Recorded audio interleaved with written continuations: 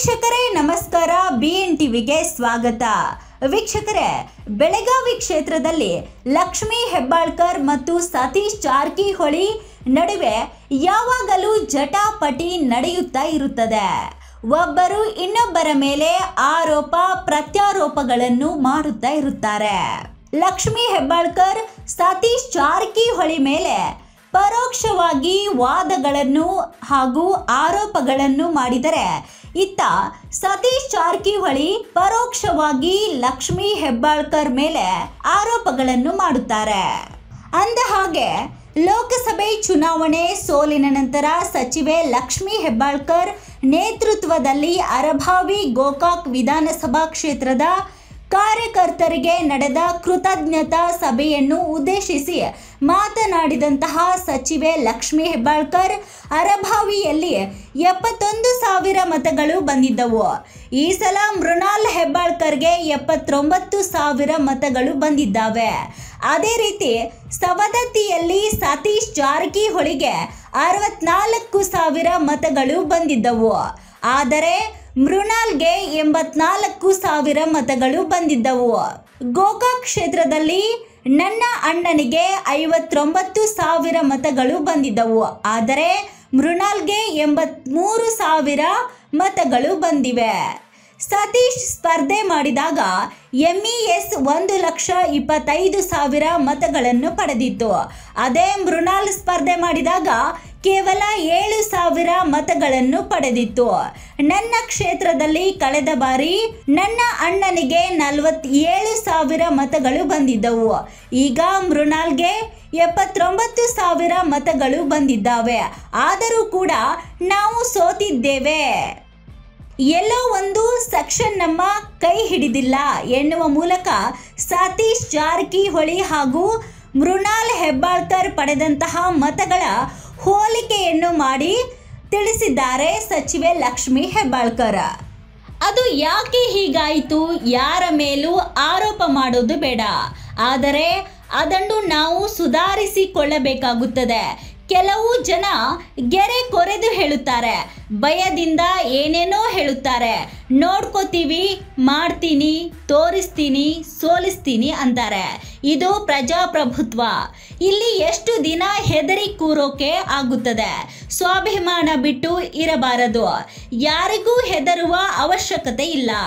ನಾವು ದುಡಿದು ನಮ್ಮನೆ ನಡೆಸಬೇಕು, ಬೇರೆಯವರು ದುಡಿದು ನಮ್ಮನೆಯನ್ನು ನಡೆಸೋದಿಲ್ಲ ಎಂದು ಭಾಷಣದ ಮಧ್ಯೆ ಗೋಕಾಕ್ ಶಾಸಕ ರಮೇಶ್ ಜಾರಕಿಹೊಳಿ ವಿರುದ್ಧ ಪರೋಕ್ಷವಾಗಿ ಟಾಂಗ್ ಅನ್ನು ನೀಡಿದ್ದಾರೆ.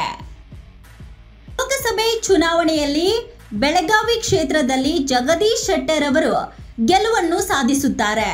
ಆ ಸಂದರ್ಭದಲ್ಲಿ ರಮೇಶ್ ಜಾರಕಿಹೊಳಿ ಒಂದು ಸಭೆಯಲ್ಲಿ ಮಾತನಾಡಿರುವಂತಹ ಸಂದರ್ಭದಲ್ಲಿ, ನಾನು ಜಗದೀಶ್ ಶೆಟ್ಟರ್ ಅವರು ಗೆಲುವನ್ನು ಸಾಧಿಸದೇ ಹೋಗಿದ್ದರೆ ಹಿಮಾಲಯದಲ್ಲಿ ಒಂದು ಜಾಗವನ್ನು ನೋಡಿಕೊಂಡು ಬಂದಿದ್ದೆ, ಹಿಮಾಲಯಕ್ಕೆ ಹೋಗೋದಕ್ಕೆ ಎಂದು ಹೇಳುವ ಮೂಲಕ ಲಕ್ಷ್ಮೀ ಹೆಬ್ಬಾಳ್ಕರ್ಗೆ ರಮೇಶ್ ಜಾರಕಿಹೊಳಿ ಟಾಂಗ್ ಅನ್ನು ಕೊಟ್ಟಿದ್ದರು.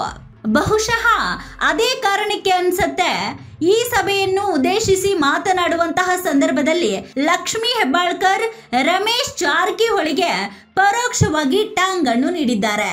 ನೀವು ನನ್ನ ಬೆನ್ನಿಗೆ ಚೂರಿ ಹಾಕಿದ್ರಿ, ಮೋಸ ಮಾಡಿದ್ರಿ ಅಂತ ನಾನು ಹೇಳೋದಿಲ್ಲ.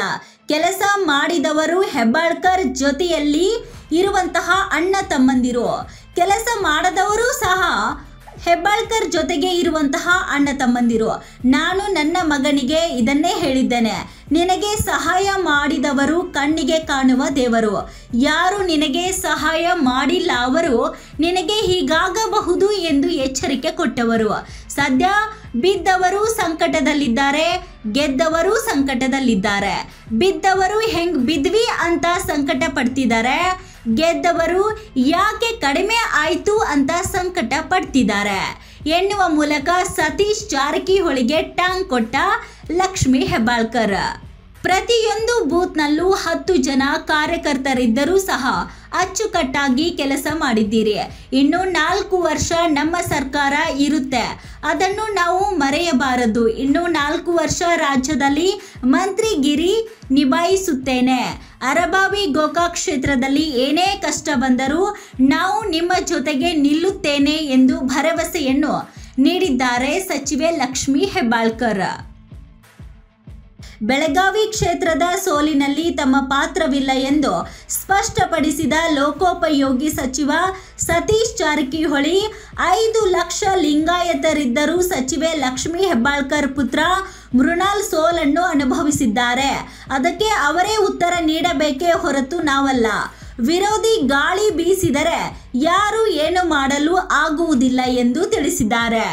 ಬೆಳಗಾವಿಯಲ್ಲಿ ನಾವು ನಮ್ಮ ವಿರೋಧಿ ಅಭ್ಯರ್ಥಿ ತಿಳಿದುಕೊಳ್ಳುವಲ್ಲಿ ವಿಫಲವಾದ ಪರಿಣಾಮ ಸೋಲು ಅನುಭವಿಸಬೇಕಾಯಿತು. ವಿರೋಧಿಗಳ ಕಾರ್ಯತಂತ್ರ, ಮತದಾರರ ಒಲವು ಎಲ್ಲವೂ ಕ್ರೋಢೀಕರಿಸಿ ಕೆಲ ನಿರ್ಣಯ ತೆಗೆದುಕೊಳ್ಳಬೇಕಾಗುತ್ತದೆ. ಅದರಲ್ಲಿ ನಮ್ಮ ಪಕ್ಷ ಎಡವಿದೆ. ಜಾರಕಿಹೊಳಿ ಕುಟುಂಬದ ಬೆಂಬಲಿಗರು ಮತ್ತು ಮತದಾರರು ಎಲ್ಲ ಪಕ್ಷದಲ್ಲೂ ಇದ್ದಾರೆ. ಆದರೆ ಸೋಲು ಗೆಲುವು ಜನರ ನಿರ್ಧಾರ ಎಂದು ಸ್ಪಷ್ಟಪಡಿಸಿದರು. ಪ್ರಿಯಾಂಕಾ ಜಾರಕಿಹೊಳಿ ಅವರನ್ನು ಜನ ಗೆಲ್ಲಿಸಲೇಬೇಕೆಂದು ನಿರ್ಧಾರ ಮಾಡಿದ್ದರಿಂದ ಚಿಕ್ಕೋಡಿ ಕ್ಷೇತ್ರದಲ್ಲಿ ನಮ್ಮ ಗೆಲುವು ಸುಲಭವಾಯಿತು. ನಾವು ಚುನಾವಣೆ ಬಂದಾಗ ಮಾತ್ರ ತಯಾರಿ ಶುರು ಮಾಡುವುದಿಲ್ಲ, ಬದಲಾಗಿ ನಿರಂತರ ಜನರೊಂದಿಗೆ ಬೆರೆತು ಅವರ ಕಷ್ಟಗಳಿಗೆ ಸ್ಪಂದನೆಯನ್ನು ನೀಡುತ್ತೇವೆ. ಮುಂದಿನ 5 ವರ್ಷ ಚಿಕ್ಕೋಡಿ ಲೋಕಸಭಾ ಕ್ಷೇತ್ರದ ಪ್ರತಿಯೊಂದು ಹಳ್ಳಿಗೆ ಹೋಗಿ ಅವರ ಕಷ್ಟಗಳಿಗೆ ಸ್ಪಂದಿಸುವ ಕಾರ್ಯ ಮಾಡುತ್ತೇವೆ ಎಂದು ಸತೀಶ್ ಜಾರಕಿಹೊಳಿ ಹೇಳಿದ್ದಾರೆ. ಡೈರೆಕ್ಟರ್ ಫೇಲ್ ಆದರೆ ಈ ರೀತಿಯ ಫಲಿತಾಂಶ ನಿರೀಕ್ಷಿತ ಎಂದು ಲೋಕೋಪಯೋಗಿ ಸಚಿವ ಸತೀಶ್ ಜಾರಕಿಹೊಳಿ ಹೇಳಿದ್ದಾರೆ. ಈ ಮೂಲಕ ಲೋಕಸಭೆ ಚುನಾವಣೆಯಲ್ಲಿ ಕರ್ನಾಟಕದಲ್ಲಿ ಪಕ್ಷ ನಿರೀಕ್ಷಿತ ಫಲಿತಾಂಶ ಪಡೆಯುವಲ್ಲಿ ವಿಫಲವಾಗಿದ್ದಕ್ಕೆ ನಾಯಕರೇ ಕಾರಣ ಎಂದು ಪರೋಕ್ಷವಾಗಿ ಹೇಳಿದ್ದಾರೆ. ನಗರದ ಡಾಲರ್ಸ್ ಕಾಲೋನಿಯಲ್ಲಿ ಸುದ್ದಿಗಾರರೊಂದಿಗೆ ಮಾತನಾಡಿ, ಚುನಾವಣೆಗೆ ಸಮಯ ಕಡಿಮೆ ಇರುತ್ತದೆ. ಆ ಸಮಯದಲ್ಲಿ ನಾವು ಹೆಚ್ಚು ಅಲರ್ಟ್ ಆಗಿರಬೇಕು, ಇಲ್ಲವಾದರೆ ಚುನಾವಣೆ ಬಂದು ಹೋಗುತ್ತದೆ. ನಮ್ಮ ನಾಯಕರು ಹಲವು ಕ್ಷೇತ್ರಗಳನ್ನು ನಿರ್ಲಕ್ಷಿಸಿದ್ದು ಚುನಾವಣೆಯಲ್ಲಿ ನಮ್ಮ ಹಿನ್ನಡೆಗೆ ಮುಖ್ಯ ಕಾರಣ ಎಂದು ತಿಳಿಸಿದ್ದಾರೆ. ಕೆಲವೆಡೆ ನಮ್ಮ ಪಕ್ಷದ ಕೆಲ ಶಾಸಕರೇ ನಮಗೆ ವಿರೋಧ ಮಾಡಿದರು. ಹಾಗಾಗಿ ನಮ್ಮ ಗೆಲುವಿನ ಅಂತರ ಸ್ವಲ್ಪ ಕಡಿಮೆ ಆಗಿದೆ. ಇಲ್ಲದಿದ್ದರೆ ಈ ಅಂತರ ಇನ್ನಷ್ಟು ಹೆಚ್ಚು ಆಗುತ್ತಿತ್ತು.